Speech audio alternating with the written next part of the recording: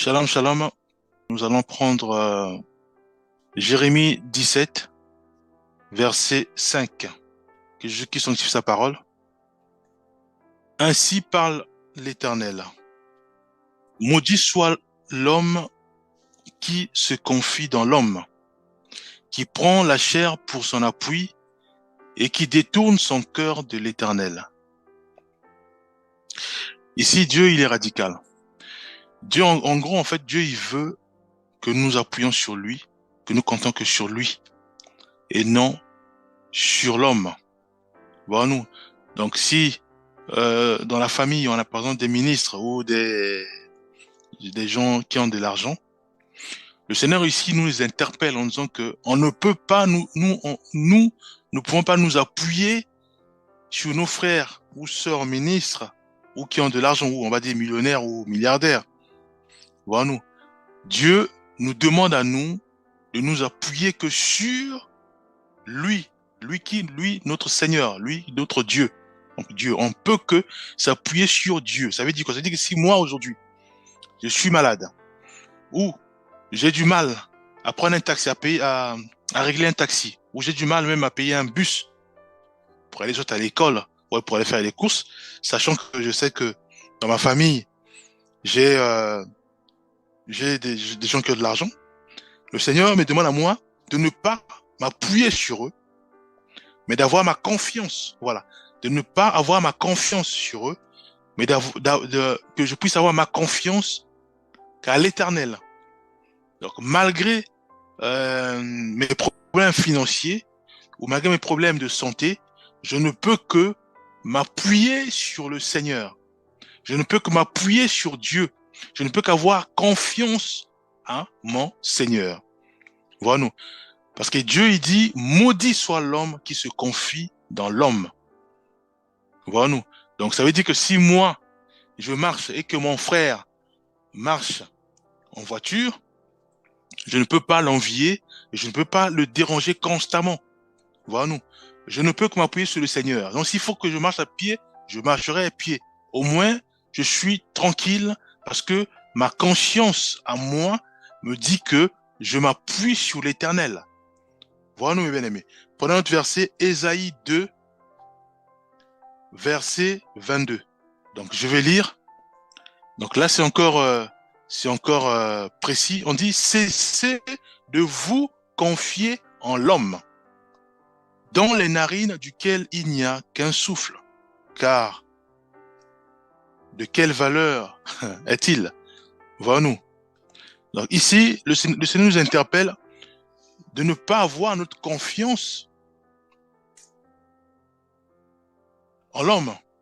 Ça veut dire que moi, aujourd'hui, j'ai des problèmes je dors pas bien ou parfois je fais des cauchemars. Le Seigneur me dit à moi de ne pas trop m'appuyer sur mon pasteur. Non. Le Seigneur me dit à moi de m'appuyer sur lui. J'ai des cauchemars. Dieu me dit à moi de m'appuyer sur lui et non sur mon pasteur et non sur je dis ah voilà, il faut que j'aille parler voir tel pasteur, si ça marche pas, je vais voir tel pasteur, il prie pour moi pour que je puisse être délivré. Non, le Seigneur me dit à moi déjà premièrement de m'appuyer sur lui. Après si le Saint-Esprit me demande à moi maintenant, comme je suis faible dans la foi, d'aller maintenant me confier vers un homme de Dieu, à ce moment-là, je me confie à un homme de Dieu. Mais pour le moment, moi je dois faire, c'est d'avoir mes regards fixés vers le Seigneur. Voilà, c'est ça la foi. C'est ça la confiance. J'ai la confiance en Dieu. Et après, maintenant, Dieu peut m'orienter maintenant d'aller voir un homme de Dieu. Mais on sait déjà dès le départ, la confiance est totalement orientée vers le Seigneur. Parce que Dieu, il veut simplement que nous puissions donner toute la confiance. On compte que sur lui. Même si on voit rien, rien ne marche. Je suis en plein désert. Mon frère m'appelle pour me dire, écoute, descends là-bas, il y a une boîte de nuit qui est là-bas, tu danses là-bas, tu restes jusqu'à la nuit et puis moi je passerai pour te prendre. Voilà. Si tu n'es pas dans boîte de nuit, c'est compliqué pour moi parce que moi je passerai que pour t'avoir. Or moi je suis chrétien, je peux plus aller dans la boîte de nuit en plein désert, je préfère aller soit de l'autre côté. Voilà, je compte que sur Dieu. Je m'appuie au Seigneur. Je prie, Seigneur. Ah, guide-moi, oriente-moi. À ce moment-là, lui qui est fidèle à notre Dieu, il va maintenant va nous guider, va nous orienter différemment du choix de mon frère qui a beaucoup d'argent. Voilà. Donc ici, le Seigneur nous interpelle à s'appuyer sur lui et non sur les hommes de Dieu, et non sur un homme, et non sur les milliardaires. Et voilà, de s'appuyer que sur lui. Voilà. J'ai pas l'argent pour acheter une voiture. Enfin, j'ai une partie d'argent, mais ça me manque quelque chose. Automatiquement, au lieu de prier d'abord, c'est ça le réflexe d'un chrétien. Quand rien ne marche, aussitôt, on fait appel à la prière. On prie le Seigneur. Alors si maintenant, au lieu de faire appel au Seigneur par la prière, je pense directement à mon grand frère. Mais là du coup, en fait, nous sommes en train de démontrer au Seigneur que notre foi, notre espérance est, enfin, la foi, elle est orientée vers mon frère qui a l'argent, vers ma mère qui a l'argent, vers mon père qui a l'argent, et non vers toi. Or, Dieu, il veut d'abord que nous puissions avoir confiance en lui. Nous puissions nous appuyer sur lui. Voilà, nous prenons notre verset, prenons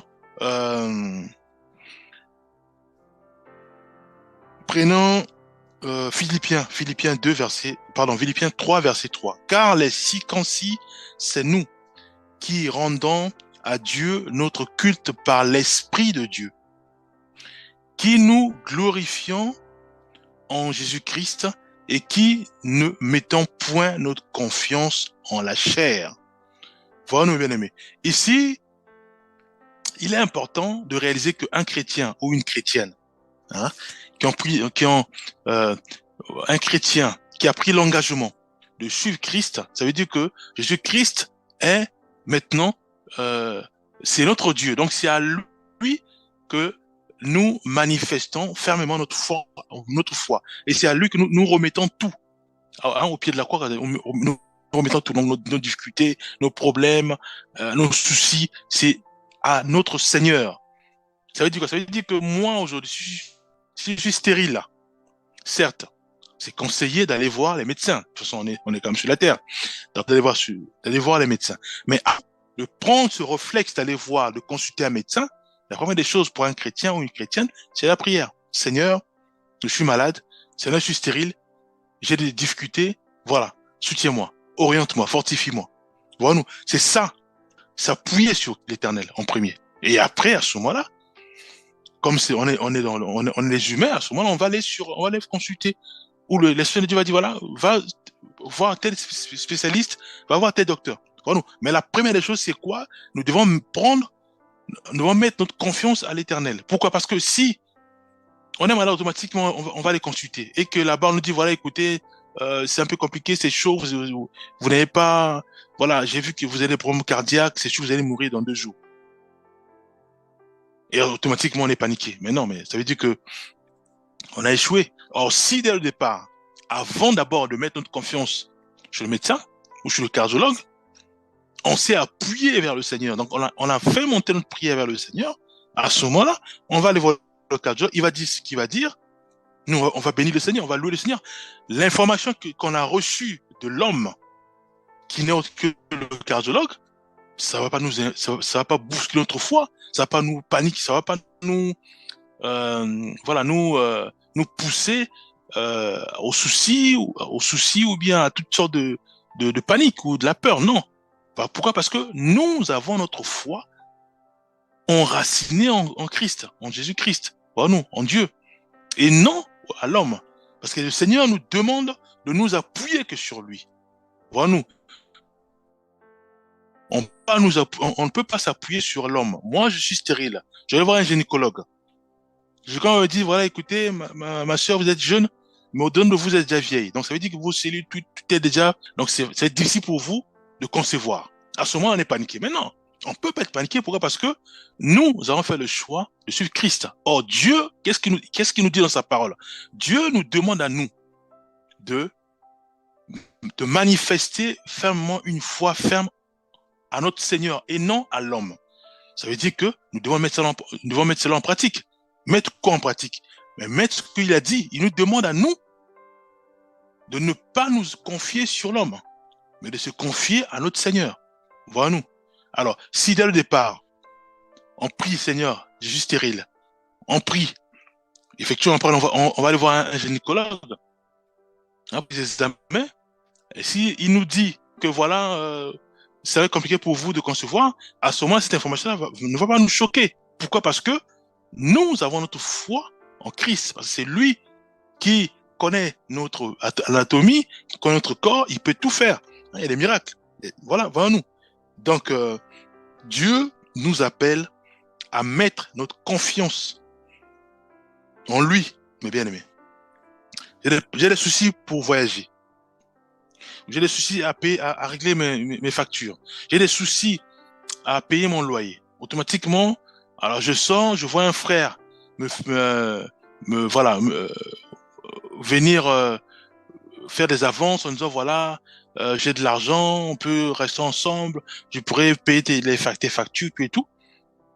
Mais si on s'engage à ce moment-là, c'est un péché. Pourquoi il n'y a pas eu le mariage avant? Voilà, nous. Donc, parce qu'on s'est dit, voilà, comme il a l'argent, c'est sûr que mes factures vont être réglées. Voilà. Là, le loyer va être réglé aussi. À ce moment-là, bon, je m'appuie sur lui. Non. Or, Dieu nous demande de ne pas nous appuyer sur l'homme. Parce que si on s'appuie sur l'homme, c'est la folie. Ça va être, c'est un désordre pas possible. Donc, c'est pour ça qu'il nous demande à nous de nous confier premièrement à notre Seigneur. Prenons un verset, prenons encore Ésaïe 31, verset 1. Malheur à ceux qui descendent en Égypte pour avoir du secours, qui s'appuient sur des chevaux et se fient à la multitude des chars et à la force des cavaliers, mais qui ne regardent pas vers le Saint d'Israël et ne recherchent pas l'Éternel. Voilà nous. Ici, Dieu parle au peuple juif, parce qu'en fait, eux, ils s'appuyaient que sur les cavaliers, la puissance de l'armée égyptienne. Parce que donc, quand il y avait des problèmes, des difficultés, automatiquement, ils couraient vers l'Égypte. Voilà. Mais ici, Dieu interpelle son peuple en disant non, non, non. Ce que vous faites, c'est une erreur. Vous devez vous appuyer sur moi et non aux Égyptiens. Parce que ce sont les hommes. Donc, nous devons, même un peuple, donc ça, c'est l'échelle d'un peuple. Donc, nous devons nous appuyer sur l'Éternel. Si on entend des bruits de guerre, je parle en termes de nation, on entend des bruits de guerre. Ou voilà, un peu comme à l'époque, c'était Babylone qui menaçait souvent les Juifs. Où une nation peut attaquer une autre nation juste par l'intimidation. Mais le peuple de cette nation ne peut pas s'affoler, tomber dans la peur. Non. Nous devons au contraire nous appuyer sur Christ. Voilà nous. Et non s'appuyer sur d'autres nations pour dire voilà, bon, cette nation elle est forte. C'est sûr que elle va nous aider quand, par exemple, mon voisin, enfin, la nation qui est à côté, risquera peut-être de nous affronter. Voilà. Mais le Seigneur souhaite, il veut absolument, il veut que nous appuyions sur lui. Voilà. Et non sur l'homme. Proverbe 146, verset 3.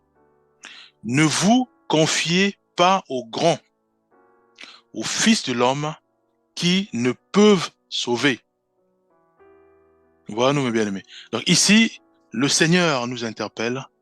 Donc, si aujourd'hui, j'étais en concubinage, ou je vivais avec un frère ou avec une sœur à cause de son argent, ici, le Seigneur m'interpelle, me demande à moi de ne plus m'associer à cette sœur par intérêt, parce que j'ai vu cette sœur-là avec beaucoup d'argent. Donc, moi, comme j'ai rien, j'ai une maison à payer, je me suis associé à la sœur par intérêt. Voilà, nous. Le Seigneur me demande à moi de ne pas le faire. Donc, ça veut dire que je dois voir cette sœur, me demander pardon et arrêter cette union, puisque l'union se tournait autour de l'intérêt, ce qu'on appelle la cupidité. C'est-à-dire que, voilà, nous devons arrêter. Si, par exemple, je comptais que sur mon père, C'est-à-dire que pour avoir l'argent, pour faire ceci, je comptais que sur elle, sur lui. C'est-à-dire que je dors, je me réveille. Ah, il n'y a plus la facture. Je pense à mon père. Le Seigneur me demande à moi maintenant d'orienter cette dynamique-là maintenant vers le Seigneur. Donc maintenant, je dois manifester une foi ferme à mon Seigneur. Mon Père vient en deuxième. C'est-à-dire que je prie, Seigneur, j'ai des difficultés pour payer soit le logement étudiant, hein, les CROUS, ça sont en France, voilà, ou j'ai du mal à faire face à mes charges. Ça peut être les charges alimentaires, voilà. Seigneur, secours-moi, fortifie. La prière vers le Seigneur. Voilà, nous, c'est ça, compter sur le Seigneur. Et l'homme vient après. L'homme, c'est qui? Ça peut être ma mère, ça peut être mon père, ça peut être mes frères ou mes voisins. Voilà, nous. Donc, le Seigneur veut simplement que nous puissions avoir nos regards fixés vers lui, compter que sur lui en premier. Donc, le mettre en premier dans tout, dans tous nos domaines, que ce soit dans les difficultés ou dans le bonheur, nous devons compter que sur le Seigneur. Voilà, nous. Il y a des voisins qui se battent. Je viens, je leur sépare. Et du coup, il y avait des policiers qui étaient saisis. Les policiers viennent, ils viennent nous embarquer. Et du coup, j'ai peur. Je dis, ah, mais comment je vais faire? Ah, je essayer d'appeler mon père. Le Seigneur me demande à moi de rester calme, d'avoir mes regards fixés vers lui, de prier le Seigneur en premier, de compter que sur l'Éternel, notre Dieu. Voilà, mes bien-aimés. Prenons un autre verset. Prenons Osée 10, verset 13. Je vais lire. Vous avez cultivé le mal, moissonné l'iniquité, malgré le fruit du mensonge, car tu as eu confiance dans ta voix, dans le nom de tes vaillants hommes. Voilà, nous. Donc, cela implique aussi nous-mêmes. C'est-à-dire que, certes, la terre, certes, il nous a demandé de multiplier la terre, certes, il nous a demandé de cultiver. Hein. Je parle d'Adam, quand Dieu avait mis Adam et Ève dans le jardin. Voilà. C'est ce qu'on appelle la part de l'homme. Mais le Seigneur nous demande à nous de compter premièrement à notre Seigneur. Donc d'avoir notre confiance orientée vers lui. Nos choix sont validés par le Seigneur. Donc ça veut dire qu'on a des choix, mais avant de les mettre en pratique, nous devons nous référer vers le Seigneur. Voilà, on a les choix automatiquement du Seigneur. Je l'ai fait ou pas? Donc, on compte sur le Seigneur. C'est lui qui doit nous dicter. C'est un peu comme la prière de Jésus quand il disait que Seigneur, hein, que cette coupe-là se de moi. Et après, il va se ressaisir, il va dire non, non, que ce soit pas ma volonté, mais ta volonté. Voilà nous. Donc, si nous-mêmes, nous faisons notre propre volonté sans pourtant consulter le Seigneur, mais on sera comme les peuples de la tour de Babel, où ils ont fait selon leur folie, jusqu'à construire des tours pour atteindre le ciel.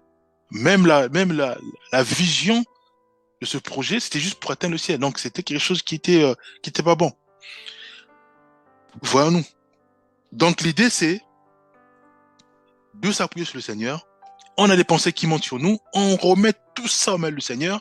Est-ce que c'est réellement le Saint-Esprit ou ce sont mes pensées? Si c'est mes pensées, efface cela. Parce que c'est Dieu qui doit nous guider. C'est Dieu qui doit nous orienter et nous devons avoir confiance à l'Éternel. Voilà-nous. Et le fait d'avoir la confiance, le fait de manifester ou de rester ferme dans notre confiance vers le Seigneur fera que si le gynécologue me dit que je peux pas, moi, avoir des enfants, mais moi, je crois à celui qui m'a créé. Je crois à celui qui appelle les choses qui n'existent pas à l'existence. Je crois à mon Père ou à mon Dieu qui me donne la joie ou le bonheur à son temps à lui, fixé ou marqué. Je reste serein. Et à ce moment-là, je repars encore à l'hôpital voir le gynécologue pour lui montrer un bébé, pour dire voilà le témoignage sur le fait que j'ai cru à mon Dieu et non à la parole. Certes, vous êtes là, vous faites un bon travail, mais voilà, ce que tu m'as dit, certes, c'était chaud, mais Voilà le témoignage. Pour montrer que il y a une autre solution, c'est de croire au Seigneur en premier. Voilà nous. Donc, mais tu auras jamais, par exemple, ton dossier ou ce que tu cherches, tu auras jamais ça. On doit manifester une foi ferme au Seigneur. Et une fois qu'on a le dossier, ça peut être, voilà, les problèmes, voilà. On repart, on fait le témoignage, ou on peut faire le témoignage à l'église, ou voilà. Le témoignage aussi va commencer à fortifier tous ceux et celles qui sont encore qui rament encore, hein, qui dans les mêmes difficultés que nous. Voilà, nous. J'étais par exemple colérique. Je veux voir par exemple je veux consulter. Je comprends pas, j'ai tué les crises de colère. On dit ah mais c'est héréditaire, on peut plus changer ça. Ça c'est les spécialistes. Je dois maintenant avoir confiance au Seigneur. Donc, je dois me confier en l'Éternel. Et en priant, Dieu va me délivrer de la colère. Et à ce moment-là, je dois témoigner. Pourquoi? Parce que il y a un frère ou une sœur qui est encore dans cette folie-là. Et en entendant ou en écoutant ton témoignage, ça va le booster, le fortifier à faire comme toi, à suivre ton cheminement. Voilà nous. Et à ce moment-là, Dieu va commencer à le guider pour l'orienter de manière à permettre à ce que le bien-aimé aussi soit délivré de la colère. Donc, le Seigneur nous interpelle à compter que sur lui et non à compter sur les hommes. Psaume 118, verset 8. Mieux vaut chercher un refuge en l'Éternel que de se confier à l'homme. Psaume, on continue, verset 9. Mieux vaut chercher un refuge en l'Éternel que de se confier au grand. Michée 7, verset 5. Ne crois pas à un ami, ne te fie pas à un intime. Devant celle qui repose sur ton sein, garde les portes de ta bouche. Voilà nous, Psaume 41, verset 9. C'est lui-là même avec qui j'étais en paix, qui avait ma confiance et qui mangeait mon pain, lève le talon contre moi.